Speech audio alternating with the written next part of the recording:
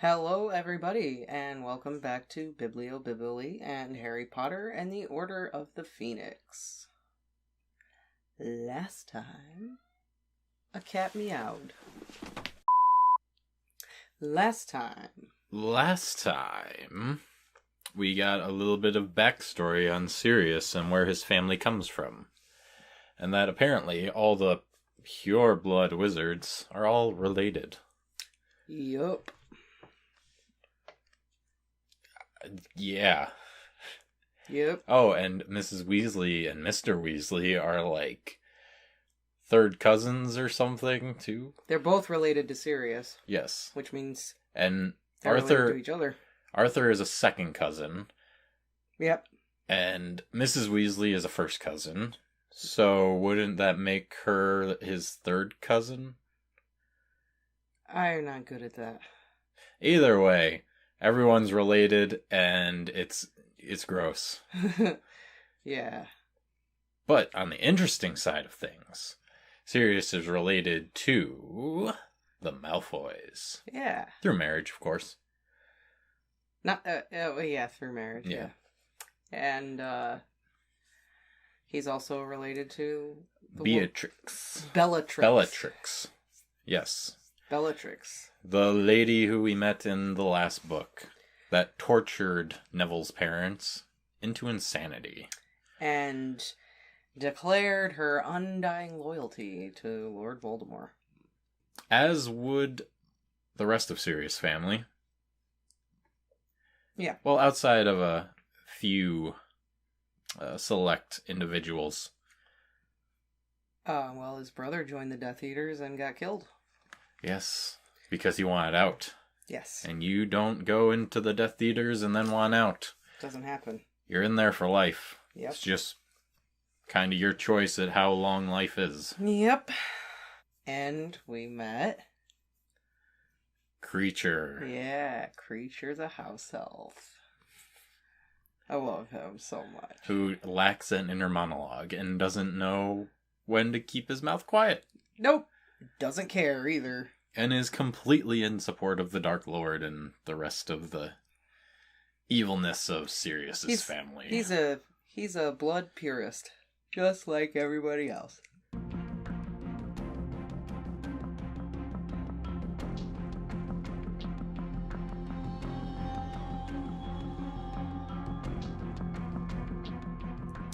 Chapter 7. The Ministry of Magic. Harry awoke at 5:30 the next morning as abruptly and completely as if someone had yelled in his ear. For a few moments he lay immobile as the prospect of the disciplinary hearing filled every tiny particle of his brain. Then, unable to bear it, he leapt out of bed and put on his glasses. Mrs. Weasley had laid out his freshly laundered jeans and t-shirt at the foot of his bed. Harry scrambled into them. The blank picture on the wall sniggered. Ron was lying sprawled on his back with his mouth wide open, fast asleep. He did not stir as Harry crossed the room, stepped out onto the landing and closed the door softly behind him. Trying not to think of the next time he would see Ron, when they may no longer be fellow students at Hogwarts, Harry quietly walked down the stairs, past the heads of Kreacher's ancestors, and down into the kitchen. He had expected it to be empty, but when he reached the door he heard the soft rumble of voices on the other side. He pushed it open and saw Mr. and Mrs. Weasley, Sirius, Lupin and Tonks sitting there almost as though they were waiting for him. All were fully dressed except Mrs. Weasley, who was wearing a quilted purple dressing gown. She leapt to her feet the moment Harry entered. "Breakfast," she said, as she pulled out her wand and hurried over to the fire. Morning, Harry," yawned Tonks. Her hair was blonde and curly this morning. "Sleep all right?" "Yeah," said Harry. "I've been up all night," she said, with another shuddering yawn. "Come and sit down." She drew out a chair, knocking over the one beside it in the process. "What do you want, Harry?" Mrs. Weasley called. "Porridge, muffins, kippers, bacon and eggs, toast?" Just toast, thanks," said Harry. Lupin glanced at Harry, then said to Tonks, "What were you saying about Scrimgeour?" "Oh, yeah. Well, we need to be a bit more careful. He's been asking Kingsley and me funny questions." Harry felt vaguely grateful that he was not required to join in on the conversation. His insides were squirming. Mrs. Weasley placed a couple of pieces of toast and marmalade in front of him. He tried to eat, but it was like chewing carpet. Mrs. Weasley sat down on his other side and started fussing with his t-shirt, tucking in the label and smoothing out the creases across his shoulders. He wished she wouldn't. "And I'll have to tell Dumbledore I can't do night duty tomorrow. I'm just too tired," Tonks finished, yawning hugely again. "I'll cover for you," said Mr. Weasley. "I'm okay. I've got a report to finish anyway." Mr. Weasley was not wearing a wizard's robes, but a pair of pin-striped trousers and an old bomber jacket. He turned from Tonks to Harry. "How are you feeling?" Harry shrugged.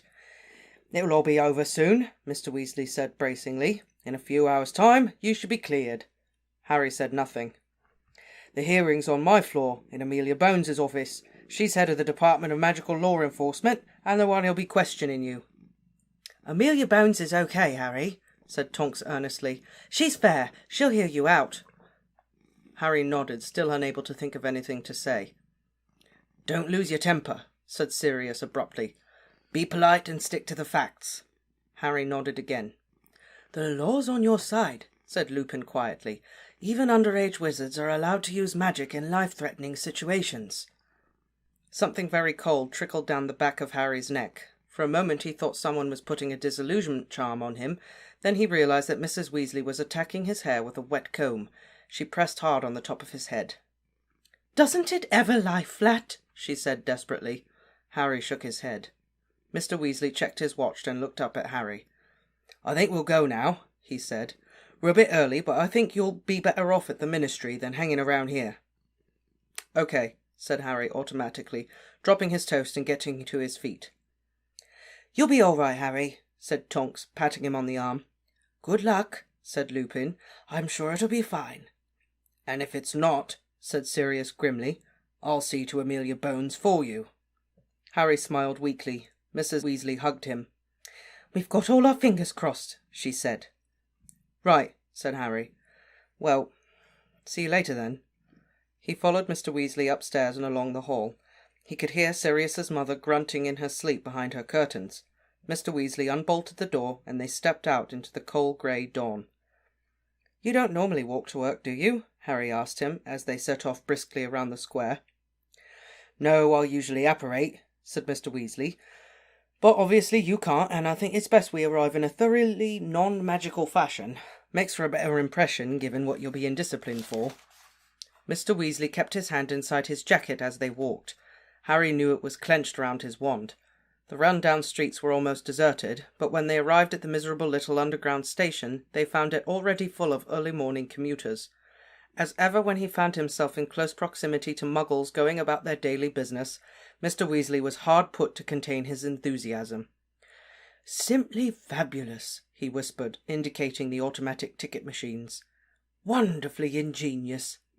"They're out of order," said Harry, pointing at the sign. "Yes, but even so," said Mr. Weasley, beaming at them fondly. They bought their tickets instead from a sleepy-looking guard. Harry handled the transaction, as Mr. Weasley was not very good with muggle money, and 5 minutes later they were boarding an underground train that rattled off toward the centre of London. Mr. Weasley kept anxiously checking and rechecking the underground map from above the windows. "4 more stops, Harry. 3 stops left now. 2 stops to go, Harry." They got off at a station at the very heart of London and were swept from the train in a tide of besuited men and women carrying briefcases. Up the escalator they went, through the ticket barrier, Mr. Weasley delighted with the way the style swallowed his ticket, and emerged onto a broad street lined with imposing-looking buildings and already full of traffic.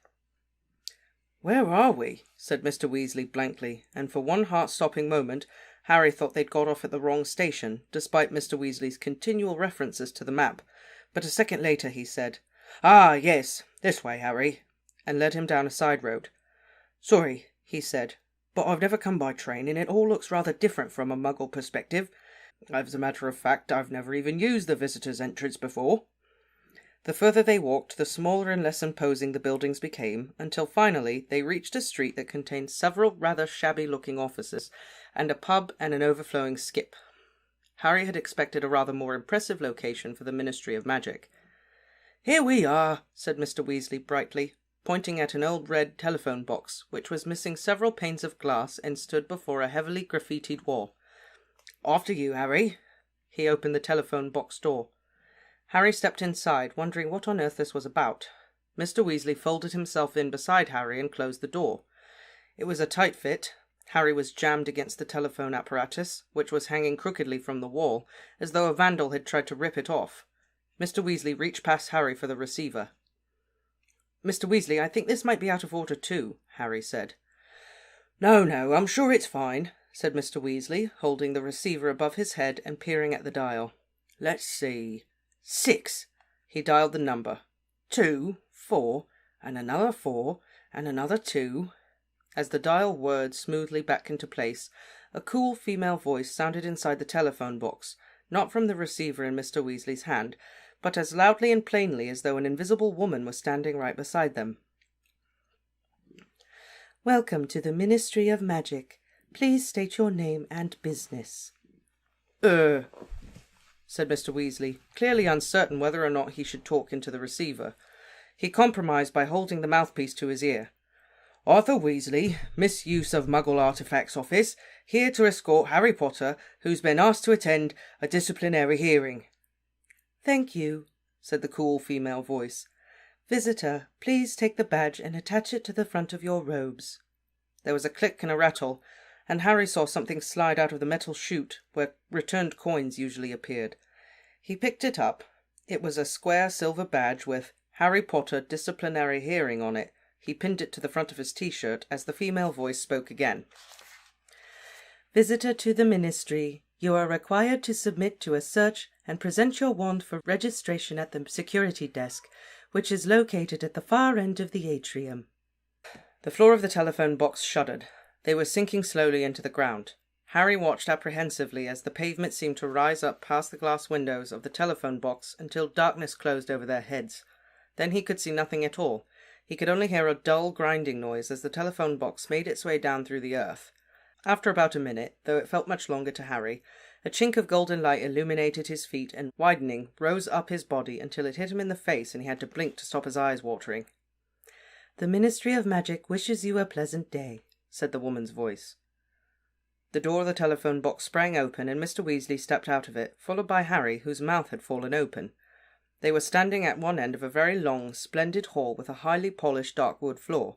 The peacock blue ceiling was inlaid with gleaming gold symbols that kept moving and changing like some sort of enormous heavenly notice board.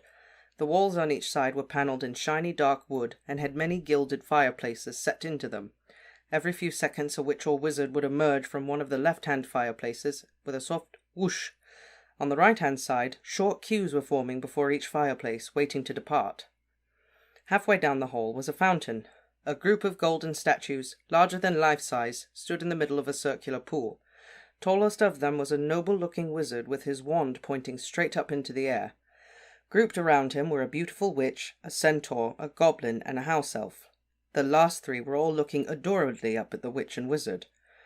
Glittering jets of water were flying from the ends of their wands, the point of the centaur's arrow, the tip of the goblin's hat, and each of the house elf's ears, so that the tinkling hiss of falling water was added to the pops and cracks of the apparatus and the clatter of footsteps as hundreds of witches and wizards, most of whom were wearing glum, early-morning looks, strode toward a set of golden gates at the end of the hall. "This way," said Mr. Weasley. They joined the throng, wending their way between the ministry workers, some of whom were carrying tottering piles of parchment, others battered briefcases, still others were reading the Daily Prophet while they walked. As they passed the fountain, Harry saw silver sickles and bronze knuts glinting up at him from the bottom of the pool. A small smudged sign beside it read, "All proceeds from the Fountain of Magical Brethren will be given to St. Mungo's Hospital for magical maladies and injuries." "If I'm not expelled from Hogwarts, I'll put in 10 galleons," Harry found himself thinking desperately. "Over here, Harry," said Mr. Weasley, and they stepped out of the stream of ministry employees heading for the golden gates. Seated at a desk to the left, beneath a sign saying security, a badly shaven wizard in blue peacock robes looked up as they approached and put down his Daily Prophet. "I'm escorting a visitor," said Mr. Weasley, gesturing toward Harry. "Step over here," said the wizard in a bored voice. Harry walked closer to him, and the wizard held up a long golden rod, thin and flexible as a car aerial, and passed it up and down Harry's front and back.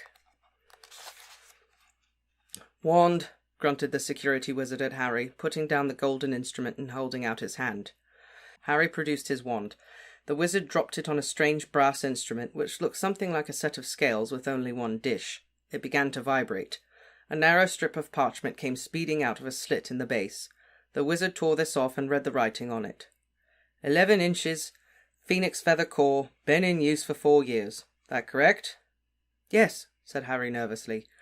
"I keep this," said the wizard, impaling the slip of parchment on a small brass spike. "You get this back," he added, thrusting the wand at Harry. "Thank you." "Hang on," said the wizard slowly. His eyes had darted from the silver visitor's badge on Harry's chest to his forehead. "Thank you, Eric," said Mr. Weasley firmly, and grasping Harry by the shoulder, he steered him away from the desk and back into the stream of wizards and witches walking through the golden gates. Jostled slightly by the crowd, Harry followed Mr. Weasley through the gates into a smaller hall beyond, where there were at least 20 lifts standing behind golden-wrought grilles. Harry and Mr. Weasley joined the crowd around one of them. Nearby stood a big bearded wizard holding a large cardboard box which was emitting rasping noises. "All right, Arthur," said the wizard, nodding at Mr. Weasley. "What have you got there, Bob?" asked Mr. Weasley, looking at the box. "We're not sure," said the wizard seriously. "We thought it was a bog-standard chicken until it started breathing fire.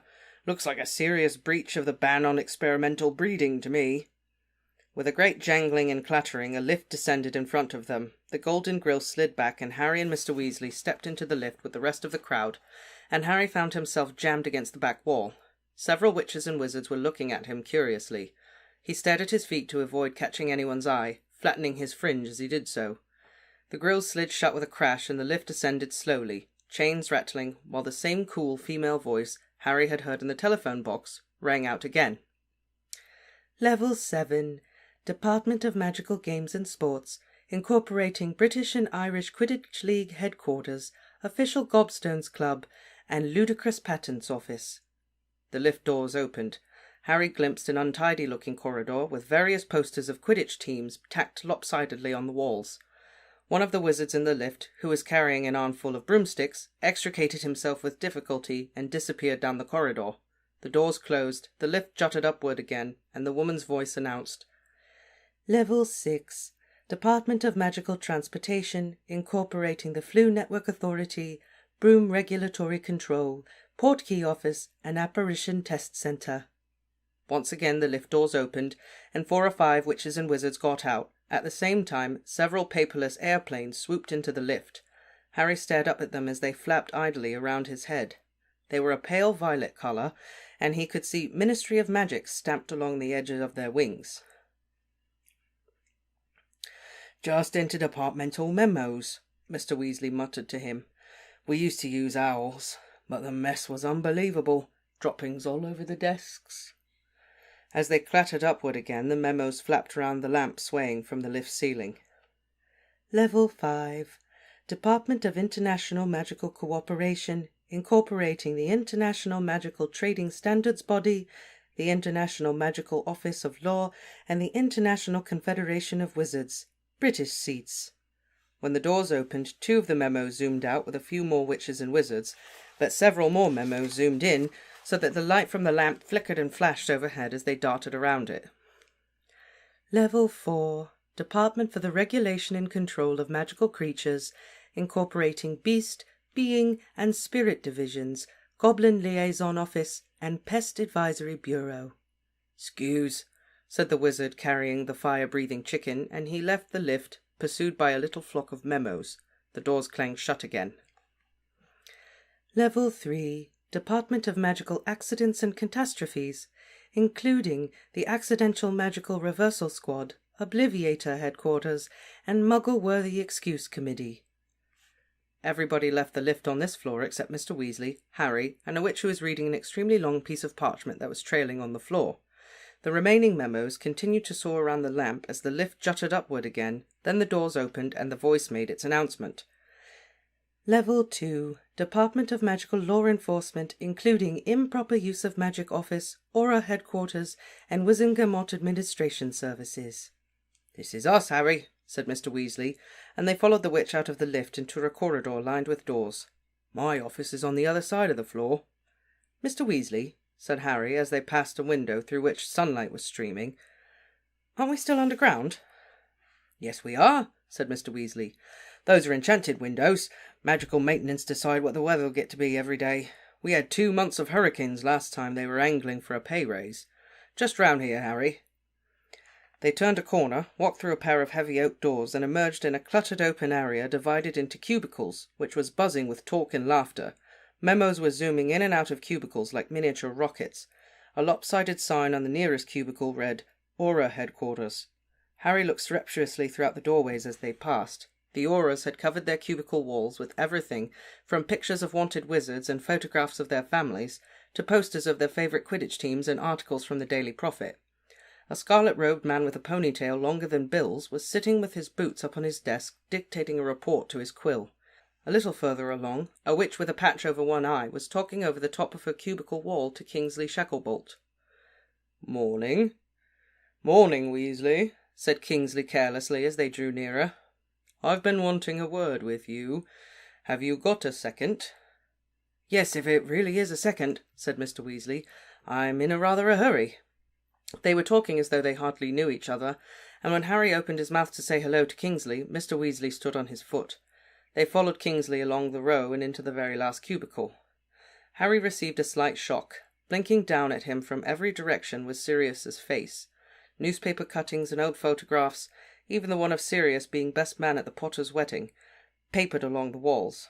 The only Sirius-free space was a map of the world in which little pins were glowing like jewels. "Here," said Kingsley brusquely to Mr. Weasley, shoving a sheaf of parchment in his hand. "I need as much information as possible on flying Muggle vehicles sighted in the last 12 months. We've received information that Black might still be using his old motorcycle." Kingsley tipped Harry an enormous wink and added in a whisper, "Give him the magazine. He might find it interesting." Then he said in normal tones, "And don't take too long, Weasley. The delay on that Firelegs report held our investigation up for a month." "If you had read my report, you would know that the term is firearms," said Mr. Weasley coolly. "And I'm afraid you'll have to wait for information on motorcycles. We're extremely busy at the moment." He dropped his voice and said, "If you can get away before 7, Molly's making meatballs." He beckoned to Harry and led him out of Kingsley's cubicle, through a second set of oak doors, into another passage, turned left, marched along another corridor, turned right into a dimly lit and distinctly shabby corridor, and finally reached a dead end, where a door on the left stood ajar, revealing a broom cupboard, and a door on the right bore a tarnished brass plaque reading, "Misuse of Muggle Artifacts." Mr. Weasley's dingy office seemed to be slightly smaller than the broom cupboard.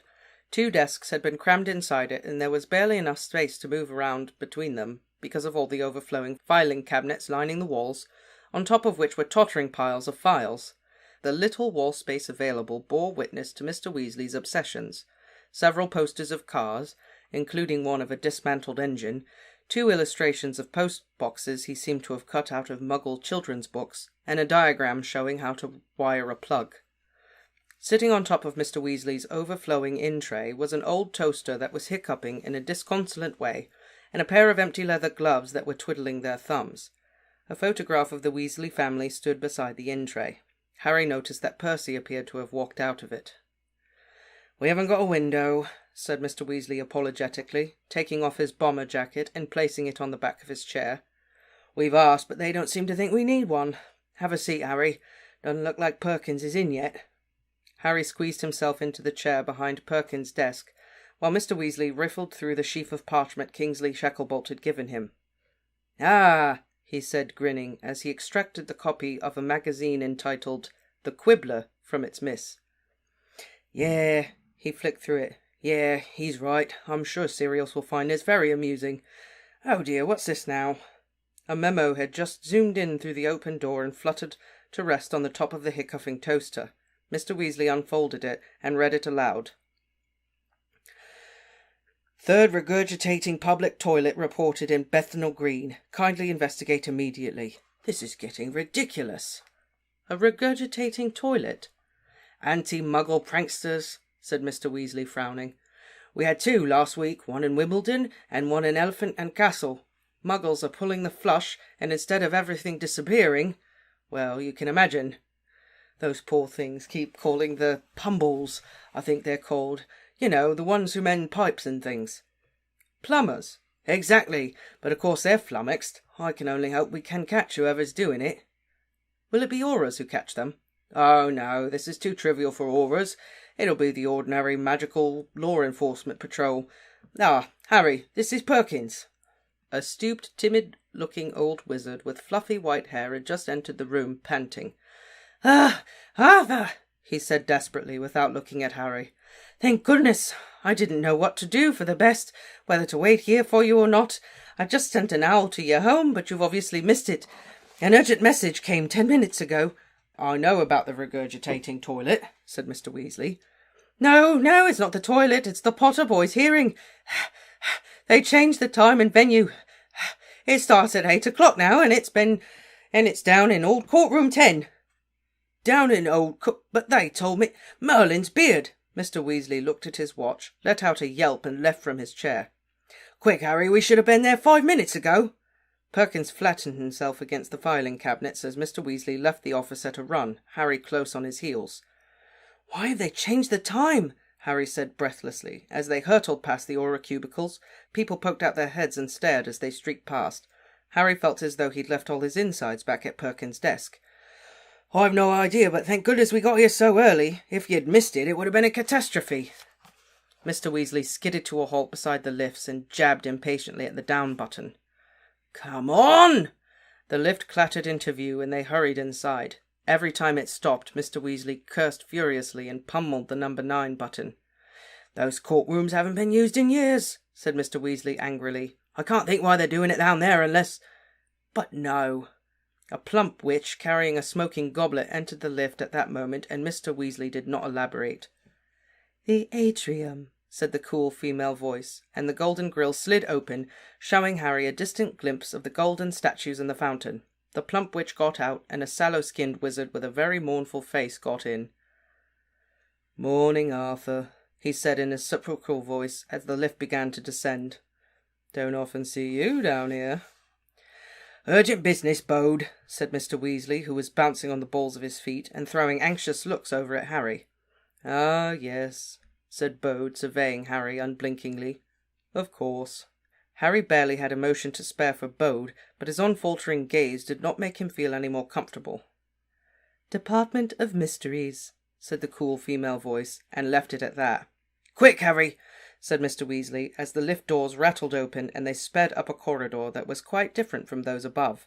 The walls were bare, there were no windows and no doors except from a plain black one set at the very end of the corridor. Harry expected them to go through it, but instead Mr. Weasley seized him by the arm and dragged him to the left, where there was an opening to a flight of stairs. Down here, panted Mr. Weasley, taking 2 steps at a time. The lift doesn't even come down this far. Why they're doing this down here, I don't... They reached the bottom of the steps and ran down yet another corridor, which bore a great resemblance to the one that led to Snape's dungeon at Hogwarts, with rough stone walls and torches and brackets. The doors they passed were heavy wooden ones with iron bolts and keyholes. Courtroom 10. I think we're nearly... Yes. Mr. Weasley stumbled to a halt outside a grimy dark door with an immense iron lock and slumped against the wall, catching at a stitched chest. Go on, he panted, pointing his thumb at the door. Get in there. Aren't you coming in with... No, I'm not allowed. Good luck. Harry's heart was beating a violent tattoo against his Adam's apple. He swallowed hard, turned the heavy iron door handle, and stepped inside the courtroom. So no hearing yet. Ah, what a tease of a chapter. I was getting ready to find out what was going on. Now I just have more questions. Go for it. Like, why would they move it so early and not inform him until, like, last minute? Maybe they want him to miss it. That's definitely a possibility. Or maybe they wanted to do it. And why do it so far down and out of the way? And not in a place where they normally do it? Well, that I can kind of understand. It's because it deals with the Dementors.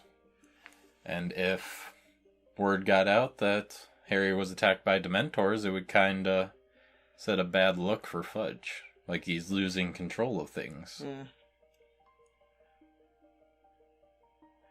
People will be like, well, why weren't they at Azkaban? Why were they out there? So you think they're doing it kind of out of the way to keep a lid on things? Yeah. I don't think Fudge wants people to know what's going on. Fair.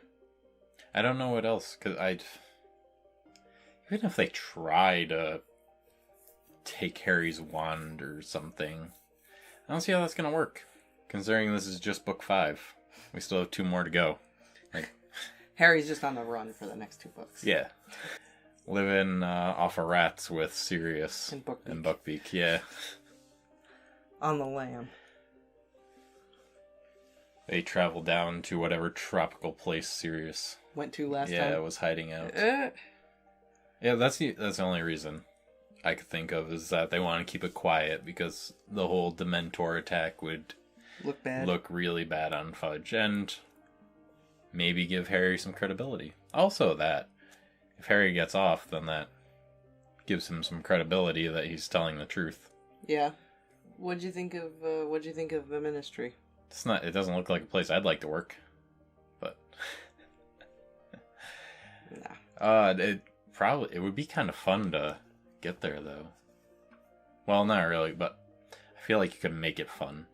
Like when they got in the phone booth, the first thing I thought of was those water slides where you get in like the plastic tube. Yep. And they like seal it, and then the guy presses the button and the floor just drops out below you And you just go go down. I mean, why not? It'd definitely wake you up for work. You get in, just press a button, and you just drop. That's not how the workers get there, though. No. But they can make it that way. They could. Because, tell me you need coffee after taking a 10-foot drop into a big slide to get into work. I would. You would need coffee still? I would. Yes. Yes, I would. I mean, I guess after you work there for 5 years or something, probably be so used to it. Yeah, I would need coffee. Also, probably would just not go in that way. Saying. But it's so fun. But it's also the visitor's entrance. That's not how you get to work. It's a visitor's entrance. If that was a visitor's entrance, I would be going through that way every day. If I could just go through a normal door or go through the visitor's entrance, you don't go super You cool don't go through a slide. normal door to get there. You know what I mean. Yeah. I'm talking about real world, but yes, there, apparate or flu powder your way in. Oh, there's another way to get in there, too. Oh, really? Yep. What's that? I'm not telling you. Ouch. I can't tell you. They have to go down another sink, like the Chamber of Secrets. I'm not telling you. You'll find out in book 7. Oh, speaking of plumbing, the Pumbles. The The regurgitating toilet. Pumbles and the regurgitating toilets, yes. Oh, God, that would be awful. That's Mr. Weasley's job. To stop toilets from pooping back at muggles.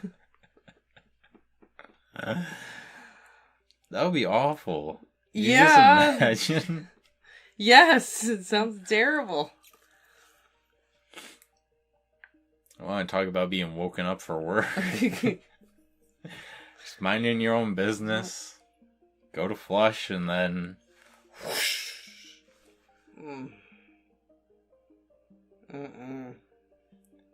Not nice. And I'd like to believe that it comes up quite forcefully. So it's like a fountain. I'm pretty sure it's probably not just like whoop. It's probably more like right? So it's... It'd be great because it's... mess.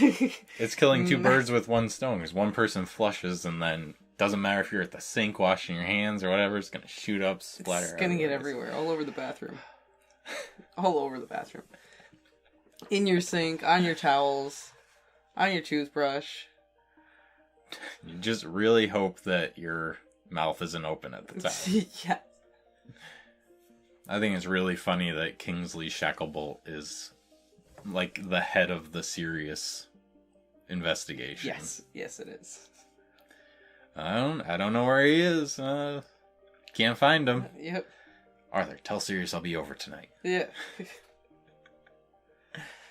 I wonder how that went. Was he the lead investigator on that case before he met Sirius?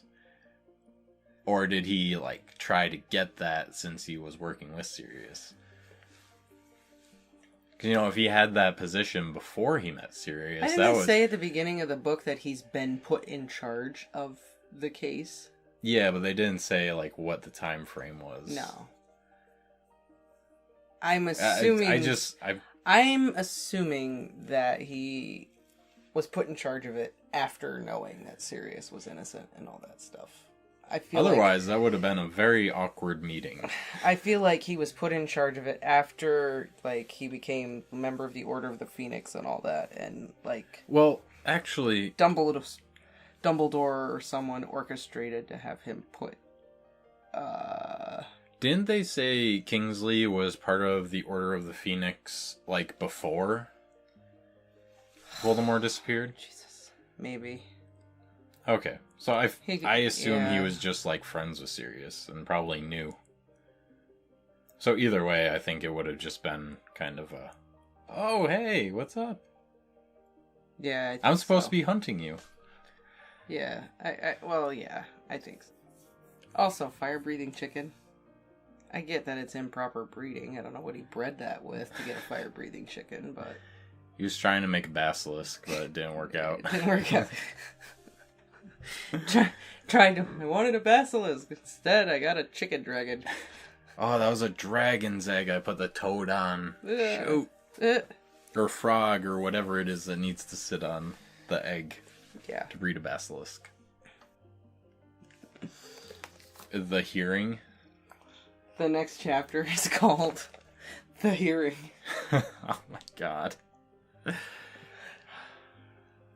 No creativity with these titles. No, they Like, get... We're not giving any speculation to you. You have to read the chapter to find out. I mean... There's a chapter... The Lion and the Serpent. Hagrid's Tale.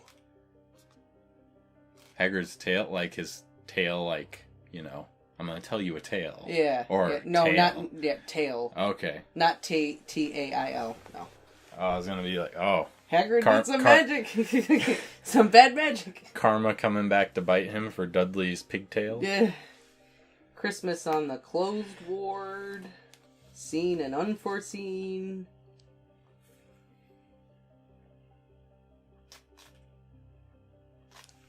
OWLS. See, I feel like if I wrote a book, my chapter titles would just be trolling. Chapter 1 would just be Chapter 1. Chapter 2, the next chapter. Chapter 3, the chapter after that. Series of Unfortunate Events kind of does that with the book number 12. They call it the Penultimate Peril or something is the name of it, right? Penultimate Peril. Like, pretty much saying the second to last story. Yeah. Yeah, some of these chapters are very just straight up like... That's why I didn't tell you what some of them are. Because there's like some chapters where it's very straight. This is this thing.